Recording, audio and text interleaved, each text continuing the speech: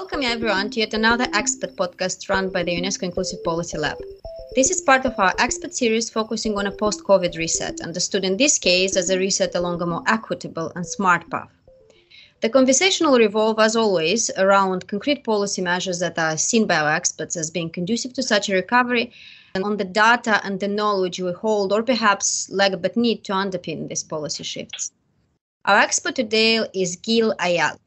Gil is a professor of sociology at Columbia University. Gil's work is, amongst other areas, in what he calls sociology of expertise. His current focus being on understanding the causes and the dimensions of the mistrust in experts and mistrust in expertise. And now, this is the key to our conversation today. Gil, welcome. Thank you. I'm very pleased to be here. I'm Yulia Shevchuk, UNESCO's lead on inclusive policies and knowledge policy nexus, and I'm your host today. So this episode is concerned with trust in science, trust in expertise, and the slow demise of such. Gil, let's start with the basics and say what we actually mean by trust in science. You make a case that it is not all that simple, saying that science is a construct that needs dissecting into expertise, normal science, regulatory science, and so on. You also talk critically about what trust means in this case. So could you please set the parameters of this talk and tell us what is your take on trust in science? Trust in science, neither of those terms is, I think, perfectly clear. Both of them need to be clarified. So I'll start with science. And I would say, first of all, would you just ask people if they trust science? Across the board, all over the world, over the last 4 or 5 decades, people say they trust science. Doesn't seem to be an issue. And yet we are all very convinced that there is an issue. So why is that? It's because what is being mistrusted is not science. It's what I would call regulatory science. Now, I'll explain this in a second, but you could just think in terms of a distinction between what Thomas Kuhn called normal science, which is, or what we sometimes call basic science, and the science that is done in regulatory agencies. In the United States, that would be the FDA, the CDC, the National Academies of Science, and other countries around the world have similar agencies of government that do that. They may be semi-independent, or they may be part of a Ministry of Health, or they could actually be in the sort of the non-profit sector too. They don't have to be governmental to be regulatory, because what makes regulatory science different than normal science is not the fact that it is done by the government. It's also not the techniques. The techniques are the same. You have laboratory, you have microscopes, you have the same techniques. What makes this different is this temporal structure. So normal science, I say, operates within what you might call a reversible time. You run an experiment, you get a result, you don't like the result, you run the experiment again. And you can run it again and again and again, modifying different aspects. So time is sort of reversible, at least until the grant money is done. But in regulatory science, it doesn't work in this way. Regulatory science is oriented towards a decision in the present. This is why you guys are asking me these questions, just because it's about policy. It's about policy decisions. So regulatory science, its temporal structure typically takes the form of cutoffs or acceptable levels. Those are essentially forecasts. They are estimating something that will happen in the future on the basis of past data accumulated in the past, from which you extrapolate into the future, and then you use it in order to dictate a decision in the present. So regulatory science, its temporal structure, is about making the future present. Making the future present, an obvious example with which we are all aware is flatten the curve. Flatten the curve, you visualize the future, and there's a line goes through the curve that tells you this is where we want to be, so this is what we need to do in order to be there. That is a form of power. Regulatory science, therefore, is not just knowledge, It's not just knowledge being produced, it's a form of power. It tells people what to do in the present. So when you think about it, the world economy was not brought to a standstill in 2020 by a virus. It was brought into a standstill by this very form of power that we ourselves, unleashed, dictating, what needs to be done for the sake of the future. So that is what being mistrusted. And that's far more understandable why people would mistrust it, because it's a form of power that impacts their lives. Now, about trust. Trust is also a very tricky thing. It's not as simple as it sounds. And I should say that surveys, I don't think, really grasp that phenomenon well. They don't really measure trust. First, because what people say and what people do could be very different, right? For example, if you ask people today in the United States, do they trust the FDA, marking on a survey, you'll have 40 or 50% saying, that they trust the FDA. But the other 50%, they still take their FDA-approved medication twice a day. So what people say and what people do is not the same. Which one is trust? Is it what they say or is it what they do? On top of that, you have to add the fact that trust and mistrust have this kind of contagious quality to them. So when people tell you that they don't trust vaccine, you could say it's not really that they don't trust vaccine, they don't trust pharmaceutical. Their object of mistrust may be slightly to the side. Trust is contagious, and mistrust is contagious as well. So often what you get when people answer surveys about trust is you get political signaling. What people do and what people say is not the same. So for all these reasons, it's not good just to use surveys to understand trust. When we think about trust, we always have to pay attention to the fact that people have linguistically available to them, and they use it all the time, a distinction between what they would consider blind faith and responsible trust. Nobody wants to be thinking about themselves that they're acting from blind faith. Everybody wants to think that there are good reasons for their trust, even if they cannot always articulate those reasons. I'll give an example that is more about this topic. The Somali community in Minneapolis, United States, have had high levels of autism, and as a result of that, mistrust of vaccines, especially the MMR vaccine. And rates of vaccination went down, and you had cases of measles, and then because you had a measles outbreak, the Department of Health came in and talked to the Somalis, and then some people in the community said, we're never going to trust this vaccine, we're not going to give it to our children. And some decided sort of to play ball with the Department of Health. But when you look at what they do, you see the difference. They basically say, okay, we'll give it to our children, but we don't want to give it at 15 months. 15 months is the time when you're supposed to give the MMR vaccine. We'll give it after the children start to speak, and after I'm sure that the child is speaking. They're reacting to the notion that autism might be caused by MMR, but they don't know. They're uncertain. And so what would it be to trust responsibly what the authorities are telling me? And how do I show other people as well, that members of the community, that I'm being responsible? Well, I'll see, first of all, that my child is developing and that they're doing well, and then we'll give the vaccine. And if something happens, we know that this is because of the vaccine and not something else. There is no uncertainty here. I'll use an expression that sociologists use. I would say trust is not an attitude that we just express in surveys.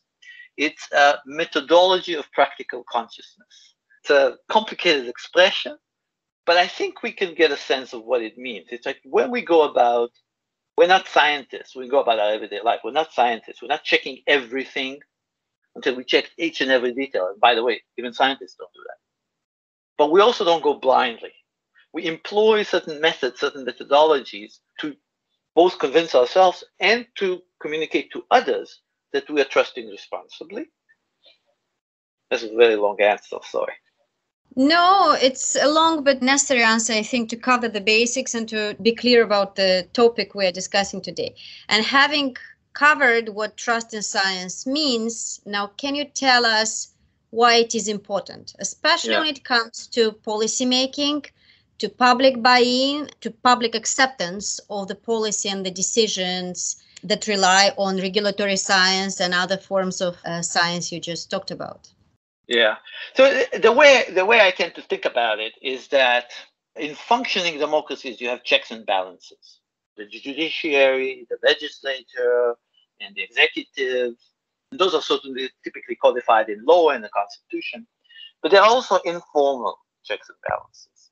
They're not informal, they're actually formal, but they don't have the same kind of constitutional powers. Regulatory science is one of those checks and balances. It creates truth with a small t, right? A lot of different truths. They're never the final truth. They're never truth with a capital T, but they're truth. And that's a form of power that can contend with the power of politicians, with the power of legislatures, and with the power of corporations. So it's a check against those forms of power. And it can be harnessed, therefore, to contend with those other forms of power and to protect citizens. A good example is the case of the thalidomide affair back in the 1950s. Thalidomide was this anti-nausea medication that was given to pregnant women in Europe and beginning to do so in the United States. Turns out it causes horrific birth defects. In the United States, it was not given to women because there was one woman in the FDA, Frances Kelsey, basically looked at the research and said, I'm not convinced. They're fudging the numbers, they haven't done enough research, there's not enough evidence, and she stopped it, for which she ultimately got a medal from President Kennedy. The corporations want it done, politicians who are connected to corporations say, why wouldn't you market it? The American Medical Association said to members, yes, distribute it. Regulatory science is one of those forms of checks and balances that protect citizens.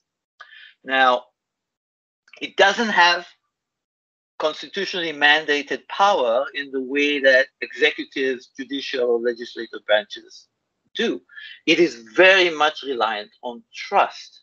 If people don't trust regulatory science, if they don't trust the scientists and the agencies, it doesn't have much power if they don't get the credence that the public lends them. Without trust, they cannot fulfill this role. Well, it's interesting what you're saying. I was reading a study by Sciences Po in France, and it was quoting interesting numbers. It wasn't using your terms of regulatory science, but it was saying that 82% of French people in 2022 trust science, which is a high number on the surface. But then when you dig deeper, it goes to 68 in case of scientific experts advising the government, and as low as 42% in terms of government alone. So it says what you're saying. The science is not a homogeneous construct. There is science and there is science. Let's break it down and discuss our trust in each and every part of it. Yeah. I'm a sociologist. I construct surveys. I know that you can get people to say yes or no depending on how you formulate the question. And there is this little episode that I tell in the book that says almost everything, which is the story about when Monsanto came to the UK and did some survey research to see whether people trust GMOs and are going to consume them. And when it formulated the question as, these are GMOs, this is what we do, people expressed reasonable levels of trust in it. Then when it says the British government recommends GMOs, levels of trust went down significantly because people don't trust the British government. At least at that time, they didn't trust the British government. Well, let's talk about the erosion that many say we are witnessing in trust in science. You have your guesses and your theories, and you attribute, at least in part, such an erosion to what you call, on one hand, politicization of science, and on the other hand, scientization of politics. So could you tell us what these are? how that affects trust in science and whether we should be doing something about it. Yeah. Okay. So once again, it's about regulatory science. It's not about science. It's very vulnerable to mistrust, and not just simply because it's related to the government, but we can see why. First, because it involves distributive consequences, namely regulatory science decisions, regulations, cutoffs, acceptable levels have winners and losers. If you say the level of pollution with mercury should be this level, that means that certain manufacturers have to pay more. It also means that maybe certain people are poisoned more. There are always winners and losers to regulatory decisions. And we see that in the pandemic, obviously. If you say with a positivity rate of 0.5 or something like that, you have to close schools and businesses. Business owners lose, parents lose. There are always winners and losers. There are always distributive consequences. That's the first reason. That's why we use the term regulatory science. That couple of words was invented by the FDA back in 1976. And it appears in a document. And the main point is that they emphasize the second word, science. They say, look, we're doing regulation, but it's scientific, it is objective, it's therefore legitimate. This is what people refer to when they say scientization of politics and worry about it. They say, politics should be a matter of reasoned discussion among citizens, voting, etc. It shouldn't be a technical matter, it's just a scientific matter. The reality, however, is that it's never really is just scientific and technical. Regulatory science, regulations, cutoffs, acceptable levels, always include diverse considerations apart from just the science. You also bring in legal considerations. What can I do and what can I do legally? You bring in economic considerations. What is the loss as a result? Is it too much of a loss? You bring in a lot of other considerations and ultimately value choices. Whose life should be protected? How many lives should be protected? Yeah, I mean the whole flatten the curve thing, which projects it over healthcare system capacity, involves a certain set of value choices, right? I mean, at the end of the day, people die in hospitals all the time. Every day of the year, people die in hospitals. So at what level does it mean that it's too much? And who? And what hospitals, etc., etc. In order to bring in economic considerations, legal considerations, all these other considerations, you have to make certain assumptions. And those assumptions always, by definition, create ignorance about other aspects of the phenomenon that you're not taking into account. On top of that, when it comes to the problems that regulatory science deal with, they overflow the expertise of any group of experts. So the late German sociologist Niklas Luhmann had a sort of a very cynical saying. He says, what is an expert? An expert is somebody that you can ask questions that they don't know how to answer. Why? It's very cynical, you can laugh about it, but it's actually very real in the sense that, the scientists in the laboratory, they study something very specific, and about this thing, they probably know more than anybody else in the world. But once you ask them to come out of the laboratory and play the role of an expert, give you advice, they're asked to speak about things they don't know. The specialism of any group of experts. Just take something like climate science, right? Or climate change. You need climatologists, but you need physicists. You need physicists to know how to run models, but you also need other kinds of modelers and statisticians. You need somebody who understands clouds. By the way, we don't understand clouds at all. You need economists. You need engineers. You need multiple types of expertise. Often, they clash. They disagree. They say, no, this is our problem. You should listen to us. And others come in and say, no, you should listen to us. Again, we saw this in the pandemic. So that's another reason why people mistrust regulatory science, because you always see those kind of clashes and arguments between different types of experts. I would say also cutoffs also are problematic because they lead to boomerang effects.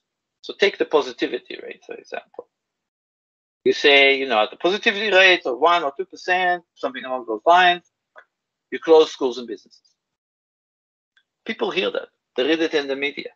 So here in New York City, you had a group of mothers who organized and said, let's all go test because we don't have COVID.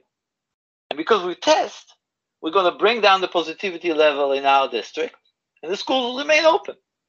I mean, it didn't really work, but that's just one example of this kind of boomerang effects that you get from regulatory science cutoffs. The final point about all of this is that as a result of that, cutoffs, acceptable levels, regulations keep changing. Now, we are all aware of that now in the pandemic, right? Because it's happening very fast. Guidances about masking keeps changing, about vaccine keep changing, positivity rates levels keep changing, etc., etc. This actually is true throughout the history of regulatory science. So that's why this scientization of politics inevitably leads to a politicization of science. Can we take a step back? So the two surveys I looked into, the one in France I mentioned, and the Gallup poll, also Trust in Science in the US, the results are what they are, but overall, they're highly susceptible to partisan lines and political affiliations. Why?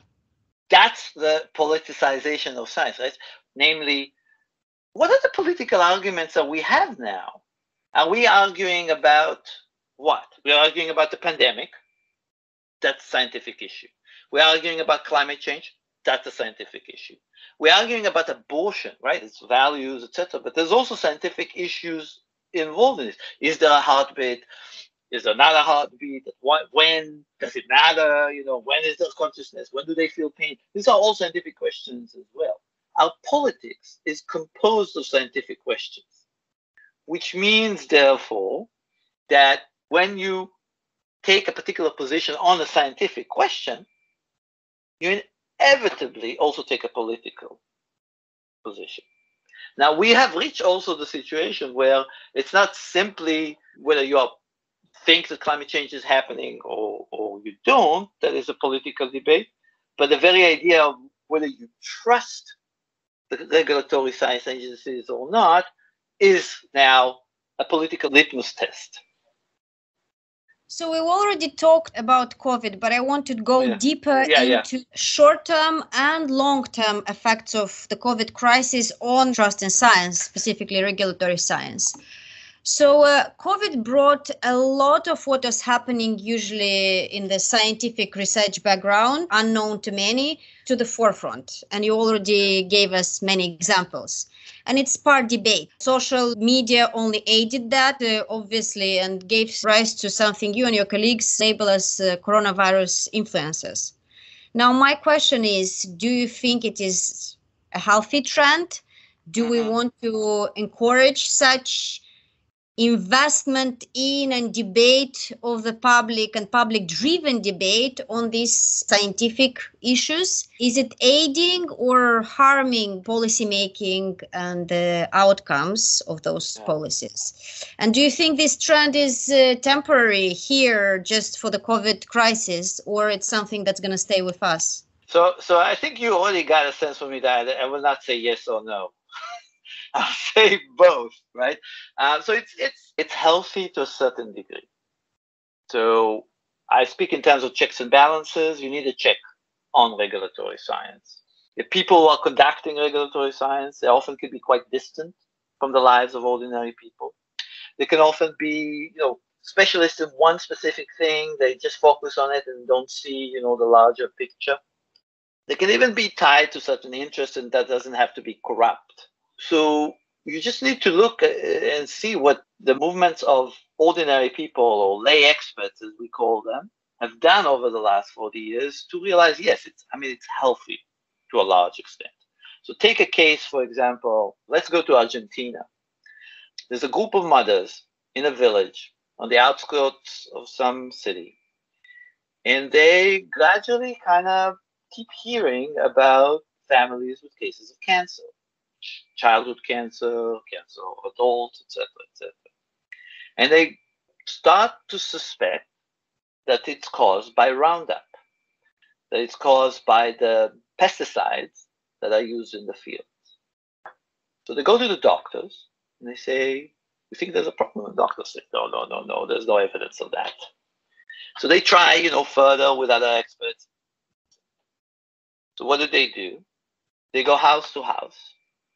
They make a little hand-drawn map and they mark with a marker different colors where are the cases of cancer, where are suspected cases of cancer, where somebody died, we don't know why, etc., etc. And then they produce this color-coded map. And once you see it, it's very clear because there's more color next to the fields. So this is called popular epidemiology. Yeah, it's epidemiology done by ordinary people dealing with a problem that they are very close to and they are aware of and that the experts have dismissed. And there's reasons why experts are dismissing it, because there was no evidence about this, because also there's powerful interest behind it. So they ultimately, the mothers go to other doctors and biologists and lawyers, and they create this group. I use the expression that Michel Calon uses, hybrid forum. It's a hybrid forum in the sense that it's composed of both lay people and experts. The experts by themselves would never have really figured this out.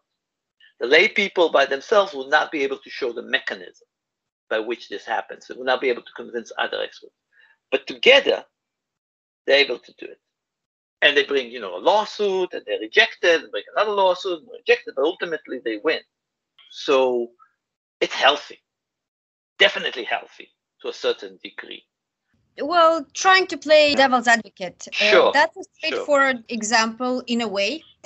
But a lot of scientific methods, even the clash of experts and expertise you were talking about earlier, that's a normal process. Yeah. That is expected and should be there. And the change in opinion as evidence arises, that's normal.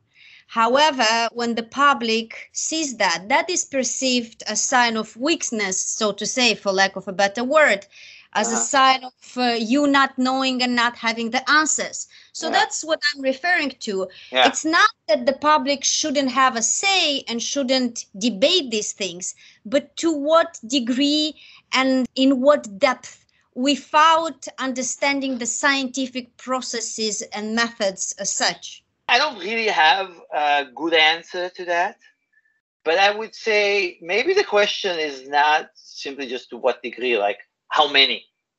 The question may be about time, namely, how long does it take or how quickly? Because I think it matters an enormous amount. Time, I think, matters more than anything. It's like music. So if you hear a certain sequence of sounds played over time, over a long period of time, sounds like beautiful music. The same sequence of sounds played very quickly sounds like a cacophony. Doesn't sound like music, right? And in some sense, there is a similarity here. You're right. Yes, this is how science works. You study this, you change, you revise. If it happens in a very short period of time, with a lot of different voices, it sounds like a cacophony. And that's what we felt in the pandemic, right? On the other hand, if it takes a longer period of time, and if our attention is focused on the deliberation that takes in order to get from one point to the other, that you see, this hypothesis is being brought up and it is seriously considered, and it is discussed over a long period of time and there's research done, then you'll be more convinced, more trusting when you see a different result. Trust to me is very much like music. It's something that happens in time, right? So trust is about tempo, it's about sequence, it's about all those temporal variables that are like music. You're talking about time and all of those issues, and I kept thinking about the COVID pandemic. So do you think that overall, not that we can choose how it goes, but overall, COVID deteriorated trust in science by the public? Yes and no. Again, so definitely that quick changing in guidances that we got had a lasting impact. I can speak for the United States. I run surveys asking people, interview them, and now you hear it from the liberal side, you hear it from the conservative side. People are much less trusting of the regulatory science agencies, and they're asking what can be done in order to fix them so we can trust them more, which is why we're having this meeting to some extent. But on the other hand, we got a vaccine. We got a vaccine that saved us from a terrible pandemic. And people ultimately lined up and got the first one, the second one, maybe not the third one. I could talk about that a little bit. That was a huge achievement. And I think it captures the nature of this, what I call the crisis of expertise. The crisis is not a death of expertise, right?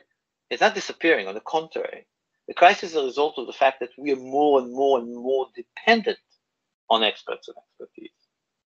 I mean, this was a moment in time, in history, when we were the most dependent on experts that we ever were. Not just the vaccine now, but also the fact that when they measured the positivity rate, our schools and shops were closed or were open. When they said, you can remove your mask, we removed our mask. We were so dependent on experts. But that dependency also leads to mistrust. But that mistrust leads to more dependency. Because this is something I learned from my students. We were talking about mistrust. They said, oh, mistrust is just you trust somebody else. And that's true. You can't go through life without trust. If you mistrust A, you're trusting B. And the people who mistrust one expert are looking for another expert so they could trust. And so it just increases to some extent the dependency on this or that expert. And that kind of is this kind of cyclical crisis.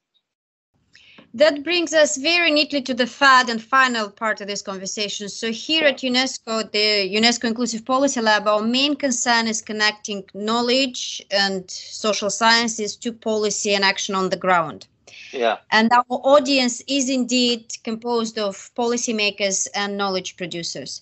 So to wrap up, can you first give us your pointers, your recommendations, your messages to knowledge communities as to what they should be doing to boost this trust and how they should be working around the crisis in expertise, as you label it. So that's one hand. And on the other hand, what should the policymakers be doing on their side? Probably not that knowledgeable about this, but I would say the following. First, in terms of the research, most of the research is about mistrust. And I think that's wrong. The research should be about trust. We don't really understand it. Most of the research starts from the kind of the knee-jerk reaction that we have when we run into climate denial or anti-vaxxers or something like that. How could they believe that? How is it possible? That's the wrong place to start. The right place to start is from the fact that we trust in asking, how is it that people trust science? How can they accomplish that? Because we actually can't check it. Even when you check a little bit, you just discover the American expression is it's turtles all the way down. Namely, you never reach firm ground. You never reach full, I'm completely sure. I've checked everything. No, you're never in that situation. So how is it that nonetheless we're able to trust? You take a flight, right? You sit with a thin layer of metal between you and certain death, and you ask for peanuts. How are you able to accomplish that, right? This is the real mystery here. And I don't think we're really understanding it. So first of all, I would say that's the knowledge gap, if you will. The knowledge gap is not that we don't know the sources of mistrust. We do know them. They're fairly obvious and actually, in some sense, very rational too. They're not irrational. What is interesting are the irrational reasons for our trust that nonetheless allow us to live in a society.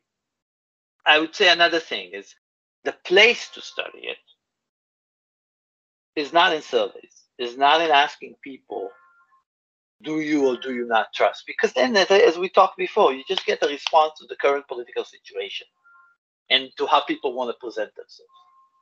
The place to study it is in what Tony Giddens called the access points of expert systems, namely the doctor's office, the clinic, the vaccination site, the hotline that you have to call to talk to some experts, even the online gateway where you fill in some information and then you get responses. Those access points is where trust in expert systems can be created, and also where it is destroyed too. Yes, when a mother comes with a child to the doctor's office, and she's hesitant about vaccination, right? She's hesitant. She heard certain things, so she asks the doctor, and she says, "Yeah, maybe we won't give all the vaccines today." It really depends a lot on what the doctor does, and what the office does, and how the office is organized to deal with those things. If the doctor dismisses, maybe it will work. Maybe she'll accept the authority of the doctor and say, okay. But there's a good chance she'll step back and she says, there's something fishy here. Why doesn't he listen to me? What's going on here? So you need to look at the access points, the interactions in the access points, in order to understand how trust is generated and how it is destroyed. That's for me I'm doing some research on this. That's for me the agenda where the knowledge gaps are. And then you asked about policymakers and what can be done to improve trust. First of all, yes, this is one of the biggest questions that needs to be dealt with today. But I think the only way to do it is to approach it with humility. The old saying that almost every culture has is, this is how it goes in English: trust takes years to build, seconds to destroy, and forever to rebuild. And it's something that we all know about trust. It's not something that happens at once. You need to work at it. But it's not symmetrical. It can be destroyed like that. And in fact, the more you trust somebody, the more you'll mistrust them if something happens, because it will feel like betrayal.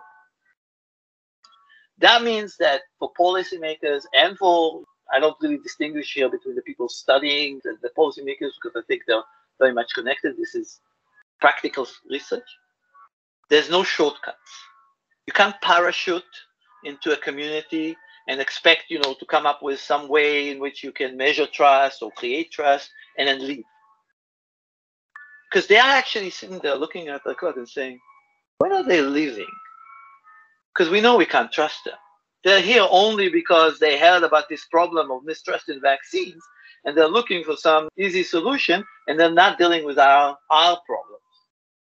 So there's no easy solutions here. There's no shortcuts. This is something that can only happen over the long haul, and only can happen as a result of genuine dialogue, being able to find actors that are in communities who are able to play the role of mediators.